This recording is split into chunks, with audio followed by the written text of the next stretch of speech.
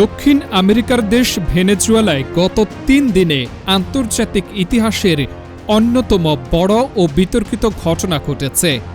যুক্তরাষ্ট্রের সরাসরি সামরিক অভিযানের মধ্য দিয়ে দেশটির ক্ষমতাসীন প্রেসিডেন্ট নিকোলাস মাদুরোকে আটক করা হয় এবং পরবর্তী আন্তর্জাতিক প্রতিক্রিয়ায় ভেনেজুয়েলার রাজনৈতিক ভবিষ্যৎ এখন গভীর অনিশ্চয়তার মুখে পড়েছে। ৩রা জানুয়ারি ভোরে যুক্তরাষ্ট্রের সামরিক বাহিনী ভেনেজুয়েলার রাজধানী কারাকাস সহ বিভিন্ন গুরুত্বপূর্ণ স্থাপনায় বিমান হামলা চালায়। হামলার পরপরই প্রেসিডেন্ট নিকোলাস মাদুরো ও তার স্ত্রী সিলিয়া ফ্লোরেসকে আটক করা হয়। যুক্তরাষ্ট্র ঘোষণা দেয় তাদের দেশ থেকে সরিয়ে নিউ ইয়র্কে হস্তান্তর করা হয়েছে। এই ঘটনাকে কেন্দ্র করে মুহূর্তেই বিশ্ব রাজনীতিতে ব্যাপক আলোড়ন সৃষ্টি হয়। হামলার পর যুক্তরাষ্ট্রের পক্ষ থেকে বলা হয়, ভেনেজুয়েলাকে নিরাপদ ও গ্রহণযোগ্য রাজনৈতিক প্রক্রিয়ার দিকে নিয়ে যেতে এই পদক্ষেপ নেওয়া হয়েছে। তবে এই ব্যাখ্যাকে প্রত্যাখ্যান করেছে জাতিসংঘ সহ একাধিক আন্তর্জাতিক সংস্থা ও মানবাধিকার সংগঠন।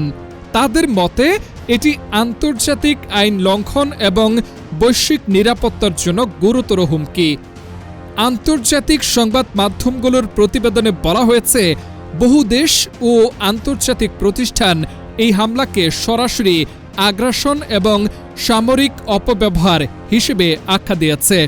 সার্বভৌম একটি রাষ্ট্রের অভ্যন্তরীণ বিষয়ে এমন হস্তক্ষেপকে অনুন্নত ও বিপজ্জনক দৃষ্টান্ত বলেও মন্তব্য করেছেন বিশ্লেষকরা। এদিকে মাদুরো আটক হওয়ার পর ভেনেজুয়েলায় সংবাদ মাধ্যমের ওপর কঠোর নিয়ন্ত্রণ আরোপ করা হয়েছে। একাধিক সংবাদকর্মীকে আটক করা হয়েছে এবং অনেকের ক্যামেরা ও সরঞ্জাম জব্দ করে তদন্তের আওতায় আনা হয়েছে। স্বাধীন সংবাদ প্রচারে ব্যাপক সীমাবদ্ধতা আরোপের ফলে দেশটিতে সংবাদ স্বাধীনতা ও মানবাধিকার পরিস্থিতি নিয়ে উদ্বেগ আরও বেড়েছে। ভেনেজুয়েলা ও যুক্তরাষ্ট্রের সম্পর্ক দীর্ঘদিন ধরেই উত্তেজনাপূর্ণ। সাম্প্রতিক বছরগুলোতে রাজনৈতিক সংকট, তীব্র অর্থনৈতিক দুরবস্থার পাশাপাশি মাদুরো সরকারের বিরুদ্ধে ড্রাগ পাচার, দুর্নীতি এবং নির্বাচনী অনিয়মের অভিযোগ করে আসছিল ওয়াশিংটন। সেই দীর্ঘ সংঘাতেরই চূড়ান্ত রূপ হিসেবে ৩রা জানুয়ারির রাতে মার্কিন সামরিক হস্তক্ষেপ ঘটে বলে মনে করছেন রাজনৈতিক বিশ্লেষকরা।